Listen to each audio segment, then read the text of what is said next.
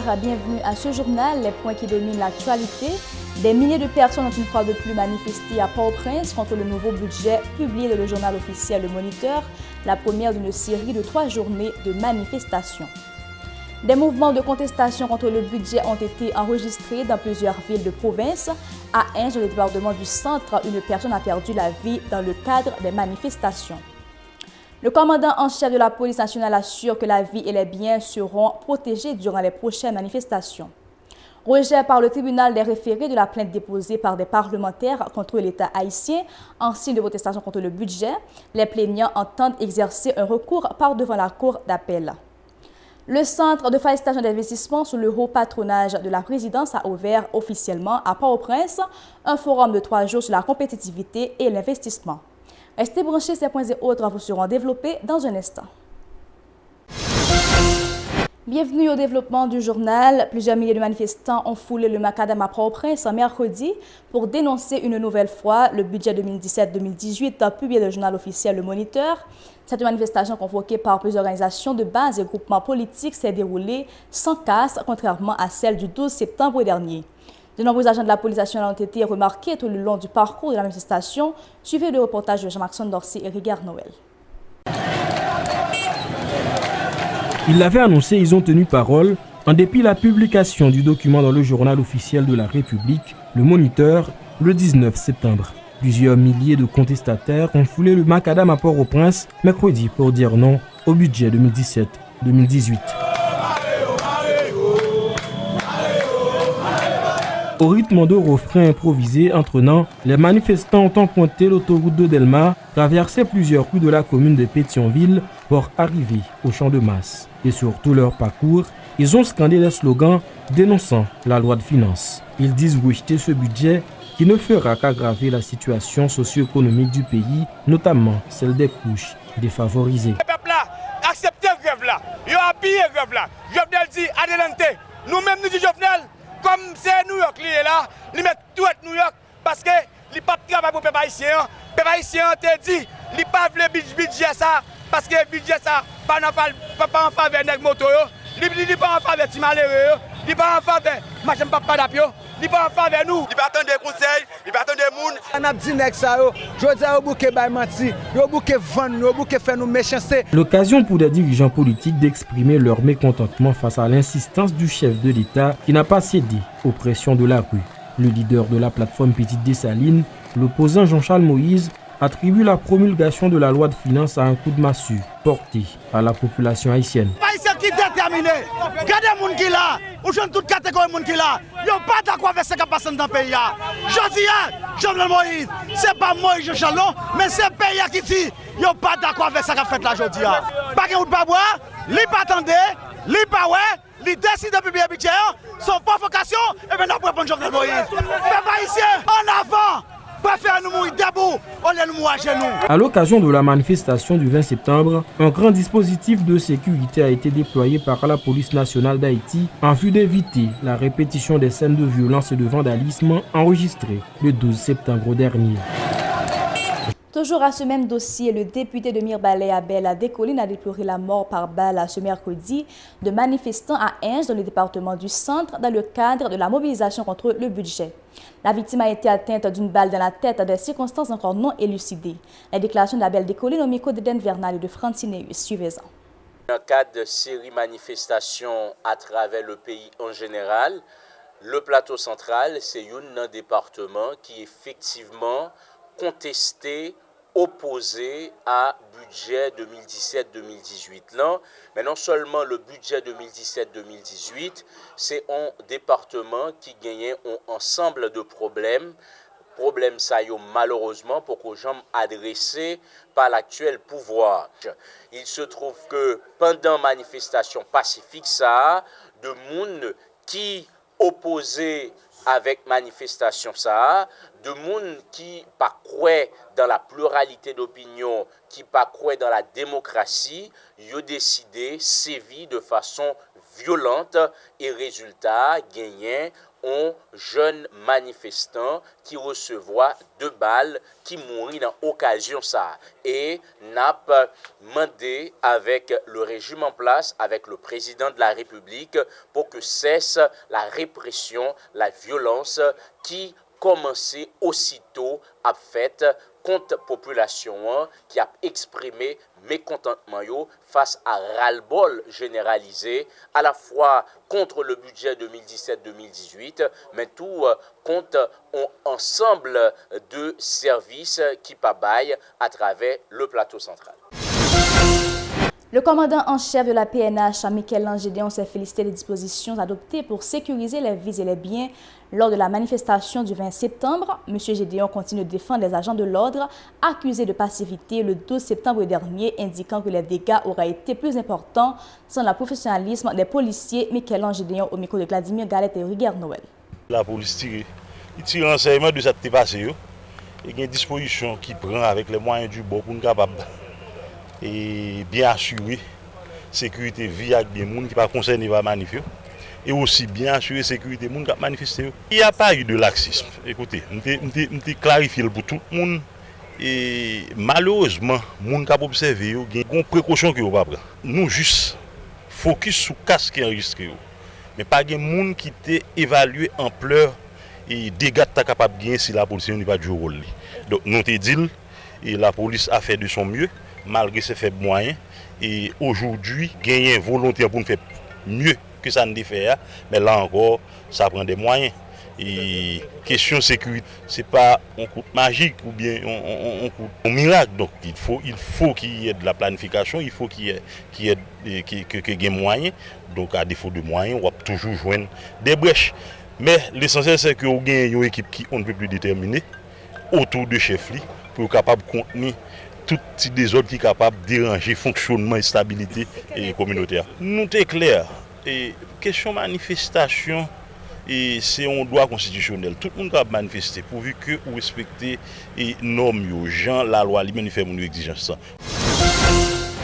Le sénateur des NIP, Francnet Denius, a salué la décision du président de la République, Jovenel Moïse, de promulguer le budget 2017-2018 dans le journal officiel Le Moniteur qu'il a publié le 19 septembre. Selon lui, la loi de finances est un élément clé dans le cadre de la réalisation des différents projets de l'administration Moïse Lafontaine. Francnet Denius. Moi, je reconnais qu'il y a des groupes qui lésés, et moi, je le dis particulièrement chauffeurs. C'est eux qui fait licence, donc c'est eux qui pour payer et en plus de licence, c'est eux qui prennent contravention. Moi je dis en plus, moi reconnaître que le groupe Mounzao va sentir yo lésé et que yo manifesté. Et là, pouvoir de tendre yo, chiter ensemble avec eux pour regarder comment il y a de retour. Mais moi pas d'accord parce que 10 000 personnes prennent la rue, 20 000 personnes prennent la rue, yo dit peuple là, lui-même il dit il prend la rue. Moi reconnaître qu'il y a une erreur, le chiffre que le président Sénat et été avancé sur question montant et qu'il a pour consulter le Parlement, c'est 1,5 milliard sur 7 milliards, donc ça qui fait effectivement 21 à 22%. Mais ça que tu as dit avant, c'est que le Parlement, c'est 7 milliards de gouttes qu'il a gagné et tout le monde pensait que c'était 7 milliards de gouttes de fonctionnement qu'il a gagné. Et moi, ça, question de fond, question, c'est que eh bien, l'encobe qui était alloué à Parlement, il y a une partie de l'encobe là qui pour investissement. Le président de la commission finance du Sénat, Nenel Kassi, pourfendeur du budget, qualifie de provocation sa publication dans le Moniteur. Selon l'élu de Famille Lavalas, le groupe minoritaire au Sénat continuera de s'opposer à la loi de finances 2017-2018. Nenel Kassi. Je prends une nouvelle ça avec un sentiment de provocation. Et je pense une autre fois encore, M. Jovenel choisit affronter la population. Il choisit voir des confrontations et qui mettait bab pour bab Jovenel face à la population. Qui est-ce dans des gens qui ont raison? Est-ce que c'est Jovenel qui a continué à faire sur la misère de la population, à faire sur le chômage jeunes femmes, jeunes garçons, à faire sur l'ensemble des problèmes qu'a mangé le pays? Est-ce que c'est Jovenel qui a continué à faire une caravane blackout, côté moun pas qu'à connaître ça qui passe dans la caravane? Et Jodia vini avec budget ça, et côté tout le monde en dedans population, ils dit non, pas prendre route ça. Budget ça, c'est pour qui monde? Est-ce que c'est pour le peuple là ou bien est-ce que c'est pour Jovenel? Et c'est là, moi-même, je continue à questionner le budget. Et c'est là, moi-même, je continue à manifester toute préoccupation par rapport avec un budget côté population libre totalement. Selon le député Manès Louis, le tribunal des référés a rejeté la plainte déposée par les parlementaires contre l'État haïtien en signe de protestation contre le budget.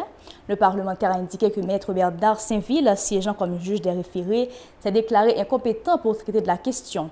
Il a fait savoir que les 5 députés auteurs de la plainte entendent exercer un recours par devant la Cour d'appel en vue de faire triompher le mot du droit, espère-t-il. Manès, lui.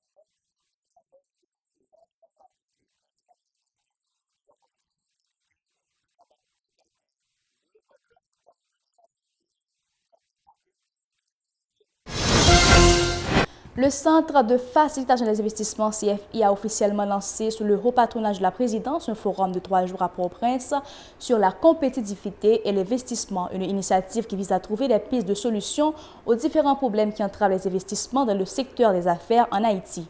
Compte rendu Mario Sylvain et Francineus.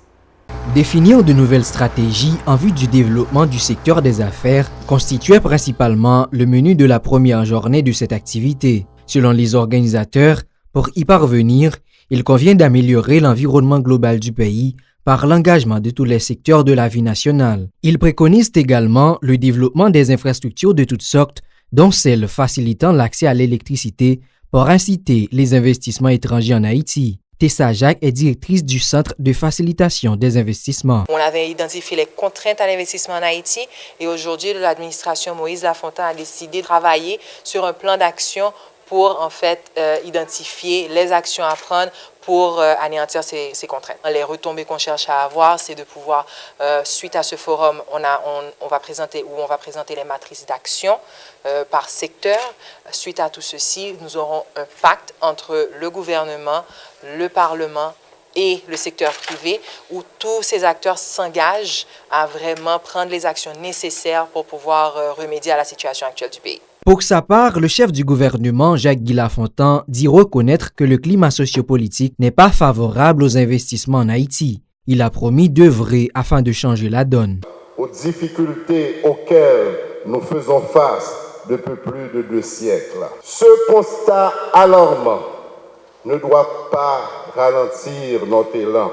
Le gouvernement reste déterminé à déployer les efforts nécessaires et à collaborer avec tous les secteurs de la société civile afin d'apporter des réponses adéquates. Le coordonnateur du Forum économique du secteur privé, qui est également président de la Chambre de commerce et d'industrie d'Haïti, Franz Bernard Crane, plaide en faveur de la bonne gouvernance, de l'instauration d'un état de droit et du renforcement du dialogue entre secteur privé et public comme des facteurs indispensables à l'investissement dans le pays. Le secteur privé haïtien est conscient que les résultats attendus de ces efforts ne pourront s'accomplir sans une révolution de croissance, ancrée dans les principes démocratiques de respect de l'état de droit, de moralité dans les affaires publiques et privées et de bonne gouvernance. Pour atteindre cet objectif, n'est possible que si le secteur privé et l'État arrivent à bien doser leurs efforts. Ce forum, qui se déroule au local du Centre de convention de la Banque de la République d'Haïti, fait suite à celui organisé en 2012 autour de ce thème.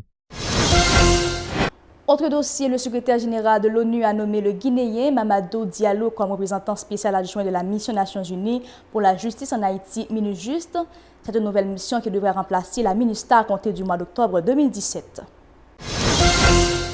Fin de ce journal, un plaisir de vous avoir servi. Restez branchés Télé Pacifique pour la suite du programme.